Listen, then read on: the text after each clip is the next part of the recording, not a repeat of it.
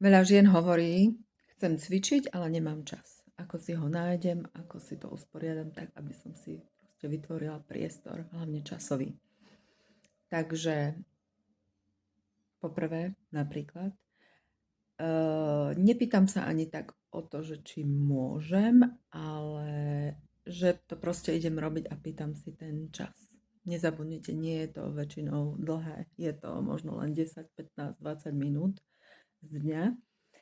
Takže ďalšia motivácia môže byť, keď sa pozriete do svojho mobilu, koľko času trávite na sociálnych sieťach alebo na iných aplikáciách a zvážiť, že či náhodou nie ste tam dlho a tento čas by ste mohli venovať niečomu inému. Takže aplikáciu, ikonku Instagramu alebo Facebooku nahráte niečím iným, už len keď časovačom, ktorý vám vlastne určuje, ako dlho chcete cvičiť.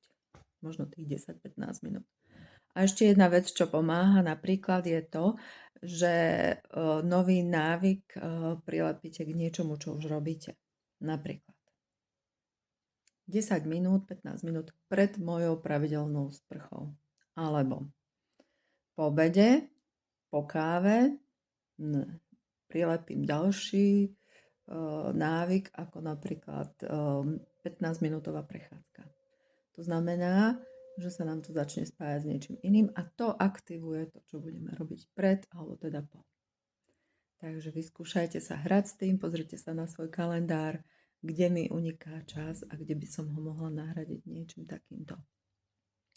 Prípadne ešte jedno cvičenie si môžete spraviť a to je, na jednu stranu napíšte, čo robíte počas dňa.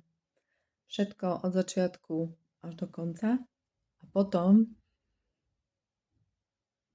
na druhú stranu si napíšte, ktoré aktivity sú venované len mne. Nie dieťa, muž, spoločnosť, varenie, no. Len mne. Tak. Ak chcete vedieť ako na to, rozbehnúť sa, pridajte sa k nám, Vitálna je po 50-ke, jednoduchý systém. Pomaly.eu alebo nás nájdete na platforme skol.com. Dieťa ide.